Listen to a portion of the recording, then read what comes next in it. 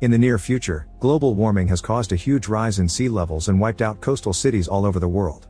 Millions of people have been displaced and the now crazy climate causes global famine, so governments implement licensing pregnancy to fight overpopulation. To compensate for this, scientists create a series of robots known as mecha, who don't require as many resources to survive as humans do. The inventor of these mechas is Professor Hobby, who takes a female mecha apart in a conference while he explains that robots are programmed to react to damage or pain and to remember to avoid the cause of damage like a human would. Unfortunately, this doesn't mimic human emotion, which brings Hobby to the next step, a robot child programmed to love its parents. This mecha will be marketed to couples who yearn for a child but can't obtain the license to reproduce. 20 months after the presentation, Henry and his wife Monica visit their son Martin in the hospital. Martin was diagnosed with a rare disease and put in suspended animation until a cure is found. Martin's doctor worries about Monica, who still hopes for that cure and often comes to read to his son, and he advises Henry to help Monica cope with the grief she's currently suppressing. Hoping that this will help his wife to move on, Henry applies to Cybertronics beta testing and gets chosen by Hobby to test his latest invention, a child mecha named David. This robot is a prototype mecha child programmed to experience love. Monica is offended by the idea and argues with Henry, saying that he's trying to replace Martin when he isn't even dead yet. However, Monica eventually realizes that she needs to fill a hole in her heart and has a big need to take care of a child again, even if it's a mecha. After finally changing Monica's mind, Henry explains how the imprinting protocol works. Once they decide to keep David, they can choose to activate his imprinting, making David loyal to them just like a regular child that loves their parents. The imprinting is irreversible, meaning that if the couple ever decides to return David, he'll be scrapped. So it's very important for them not to imprint until they are sure. Later in the evening, Monica and Henry allow David into Martin's old room. David is eager to get along and make his parents happy, but remembering that he's not real makes Monica nervous, and she ends up shutting the door on him when he asks her to dress him. The next morning, David watches Monica prepare breakfast with pure curiosity. He continues to watch her the rest of the day as she does her chores, no matter how hard Monica tries to ignore him. When she grows too frustrated, Monica ends up putting David away in the closet. Moments later, Monica feels guilty and lets David out, excusing herself by saying that they're playing hide and seek. This makes David surprise Monica in the bathroom while she's relieving herself, thinking she's hiding there. During dinner, David watches his parents eat, and he's so fascinated by this that he pretends to drink from an empty glass to mimic Henry, then copies the way Monica eats pasta. When noodles get stuck in Monica's lips, it makes David laugh, which startles his parents into laughing along. Later in the evening, when Monica gets David ready for bed, she finally tends to him as if he was her real son. However, this also reminds her of Martin in the hospital, making her cry. The next morning, Monica decides to initiate the imprinting protocol, coming to terms with the fact that she needs David to cope with Martin's situation. After she finishes saying the code that will trigger David's love, the boy's face softens up and for the first time he calls Monica mommy. This already makes Monica more attached to him, especially when he hugs her. One night, Monica is happily getting ready to attend an event with Henry. However, Henry worries about Monica's affection for David, reminding her that he's a mecha, but Monica sees David as a gift. When David comes to say goodbye, the parents smell something and realize that he has used up Monica's expensive perfume. To make matters worse, David asks Monica if she'll die someday.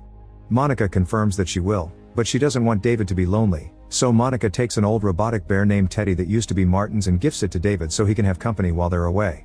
Sometime later, David shows Monica that he can relay the audio from her telephone by turning himself into a speaker. The call comes from Henry, who can't hear Monica because of David's speaker mode. After lots of scolding, David finally hands her the phone, and Monica receives some big news. A few days later, Monica comes home together with Martin, who has woken up from his suspended sleep and has been cured of his rare disease.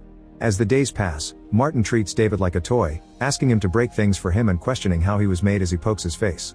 When asked for the first thing he remembers, David draws a bird with feathers sticking out of the tail. One afternoon, Martin asks Monica to read Pinocchio to him and David, secretly hoping to taunt David with the story. However, David is fascinated by the idea of a puppet turning into a real boy. During lunch, Martin teases David into an eating contest. Monica and Henry panic, knowing that the act could break David, but the boys don't listen to their warnings and keep on eating. In the end, David stops as one side of his face droops, scaring everyone. Afterward, David is taken for repairs while Monica holds his hand. However, hearing him say it doesn't hurt makes her freak out. Seeing his mother worry about David so much makes Martin jealous, so when they go home, he tricks David into secretly cutting Monica's hair while she's asleep by telling him she'd love him for it. At first David refuses, but Martin manipulates him until he agrees. Then David goes into the parents' bedroom to cut Monica's hair with a pair of scissors, but at that moment, Monica turns and almost gets hurt by the blades. Henry wakes up when Monica screams and he shakes David angrily, demanding to know why he did it until Monica stops him. Some hair falls to the floor and is found by Teddy.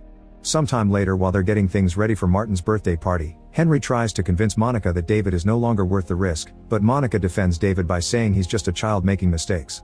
During the party, Martin's friends taunt David, poking his synthetic skin and using a knife to test his lack of pain. This triggers David's defense programming, which makes him hide behind Martin because he's the only human he feels safe with. He also begins backing away, but he moves too far and accidentally drags Martin to the bottom of the pool. The adults quickly come to take Martin out of the water to give him CPR while David can only watch from the pool as he is left behind and alone. After this incident, Monica becomes wary of David, but she also finds the beautiful letters David writes for her, leaving her torn on how she feels about him. Finally, she decides she has no choice and tells David that they'll go on a trip with Teddy, and David is happy because he thinks he's spending the day with his mother. The next day, Monica cries while she drives to Cybertronics to have David destroyed. In the end, the guilt is so overwhelming that she changes her plan and drives the car into the woods, where David sets up a picnic mat without suspecting anything. Monica quickly stops him and finally tells him that she has to leave him for good. Devastated, David begs and apologizes for everything he'd done. He also wonders if he would be accepted back in the family if he became a real boy like Pinocchio. Monica doesn't give in to his pleas, and before leaving, she gives David some money and tells him not to be caught by anyone, especially Cybertronics. David latches to her and doesn't want to let her go, so Monica has to shove him away, surprising them both. Then she apologizes and drives away, leaving David to watch the car in the distance. Meanwhile, in Rouge City, a mecha named Joe is emotionally comforting his client before spending the night with her, which is his job. Afterward, Joe makes his way through town to meet his next client at a hotel. The owner asks Joe for his operating license badge as an anti-robot group known as Flesh Fair is hunting for stray mechas in town. Then Joe changes the color of his hair before going to his client's room. When he sits on the bed, he's shocked to find it wet with blood and his client turns out to be dead. At that moment, a man appears in the room, confirming he was the one who killed the woman. Joe realizes that he's been set up and immediately runs away to hide in an alley, where he uses a little blade to remove his operating license badge so he can't be traced. In the woods, David tells Teddy that he wants to find the blue fairy from Pinocchio so she'll turn him into a real boy. Suddenly, a garbage truck passes by to dump scrap parts, and tons of abandoned mechas show up to search through the trash in order to repair themselves.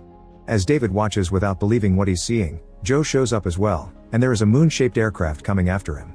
It turns out it's the Flesh Fair group, and the mechas immediately begin running away in fear as they are hunted down. This group kidnaps mechas and destroys them in a show to prove their anti-robot campaign. They use a scan on their aircraft to follow the mechas, but there's also a bunch of them appearing in the forest riding motorcycles that begin chasing the mechas through the woods, eventually entering a small town.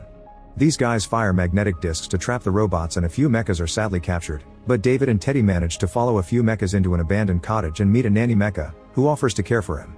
Unfortunately, the motorists still find the cottage and break down the wall to capture them all while the aircraft picks up Joe in a cage. In the struggle, David tries to hold on to Teddy, but he falls. At least a bunch of branches break his fall, so he quickly recovers and chases after the aircraft. Later at the Flesh Fair show, Teddy is picked up by employees and thrown into Lost and Found. In the stadium, the crowd cheers as old and abandoned mechas keep getting destroyed by being pushed inside cannons and shot out on fire. A terrified David holds onto Joe's hand, who's surprised by the touch. Meanwhile, Teddy manages to climb out of Lost and Found, and finds David in a cage.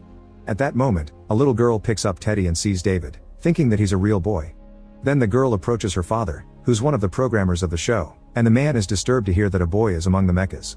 Back at the cage, David learns from the other mechas that the humans are cutting them down to maintain superiority. Then the girl's father approaches David and uses a portable X-ray to make sure that David is a robot. The father is shocked and fascinated by David's advanced system, but the showrunner is not amused and an argument ensues while David watches the nanny mecha get doused in acid as part of a game. The showrunner insists on putting David on the show too, ignoring the programmer's explanations of how valuable David is. Then the showrunner takes David, and since he's holding on to Joe's hand for safety, both are dragged to the field and into the acid trap. As the showrunner presents David to the crowd, he also rants about how the mecha child insults the human population. However, the crowd turns silent because they aren't used to seeing children in the show and now they feel conflicted. Suddenly acid falls onto David's shoulders, making him scream and cry in fear.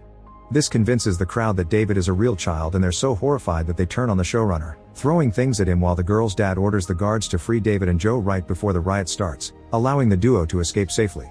In Hobby's office, there are various photos of David growing up, and it's revealed that he was designed after Hobby's late son.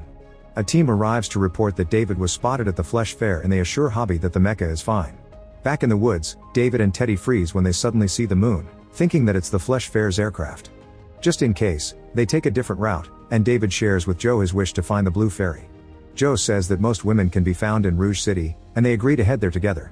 First they need a ride, so Joe finds a group of teenagers and uses a hologram pen to manipulate them, promising lots of mecha women in their future. The boys give them a ride, and once they reach the city, Joe gives David a tour, teaching him about the flashing lights and the weirdly shaped buildings. David becomes fascinated by a statue of an angel because he thinks it's the Blue Fairy and tries to enter the church, but Joe takes him away.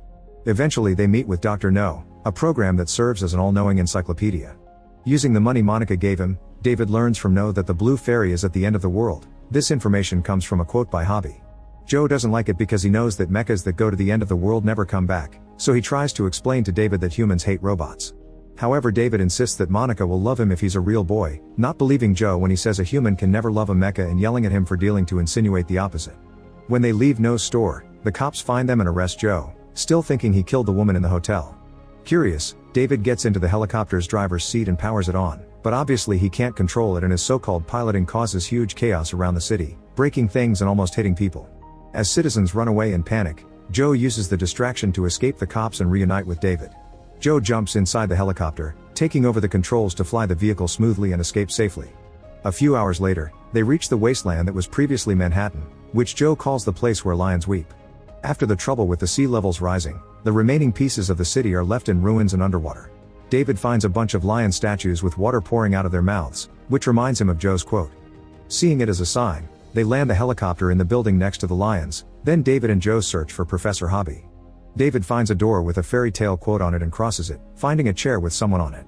When it turns around, David is shocked to find a child that looks exactly like him. The other David simply smiles and invites him to read with him, saying that he's real, but the first David thinks this guy is going to replace him. Furious, David grabs a lamp and smashes it against the table in the other David's head, revealing that it's also a mecha. A terrified Joe goes away while David lashes out, screaming that he's special and unique. At that moment Professor Hobby shows up to stop him and assures David that he's a real boy, claiming that he is his own Blue Fairy. Dr. No's clues on finding the Blue Fairy were explicitly made to lead David to Professor Hobby, and the journey also tested David's motivation to see if it was strong enough to make him chase an unknown dream, which other mechas can't do. Hobby walks out of the office to gather his team, leaving David thinking about the fact his journey has been part of someone else's design. Afterward, David enters another room, where he finds several more mechas that look like him, including one that is still open. He approaches a window and sees the bird he remembers as his first memory, which turns out to be a statue outside the office. Several boxes are laid out as David and his female counterpart are mass-produced to be sold. Realizing that he was never unique, David heads outside and drops into the water as Joe watches from the helicopter. Underwater, a bunch of fish carries David until he falls in front of something that catches his attention. David reaches out, but Joe finds him first and pulls him away using the helicopter's extended arm. Once he's out, David realizes that he found the Blue Fairy underwater.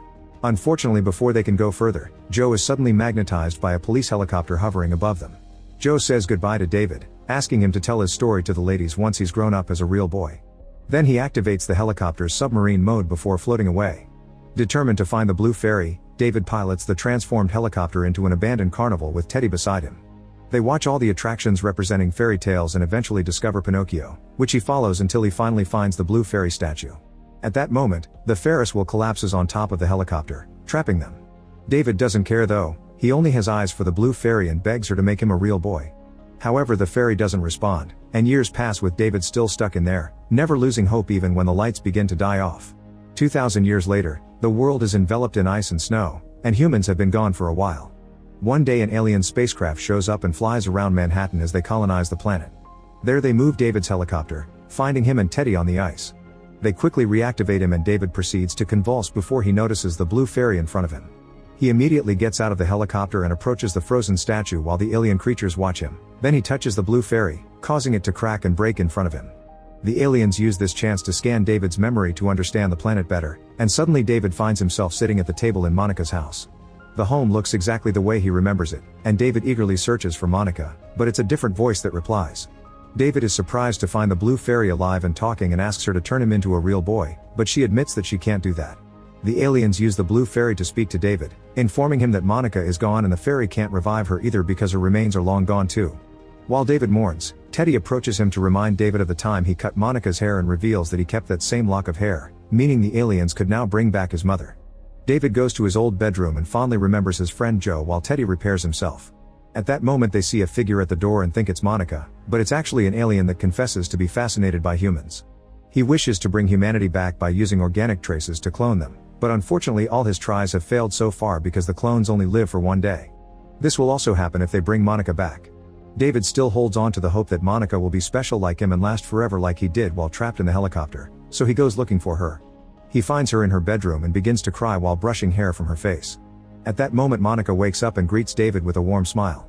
Now for this one day, David and Monica can spend some time together. David happily shows Monica paintings of his journey, they play hide and seek, and they celebrate his birthday too. When the lights outside grow dim, David tucks Monica into bed, worried that she won't wake up. Suddenly Monica tells him she loves him, which makes David smiles in a mix of grief and joy. Then he decides to sleep next to her, reaching his dreams for the first time in his life. Make sure to subscribe and turn on notifications so you can watch more videos like this. Thanks for watching.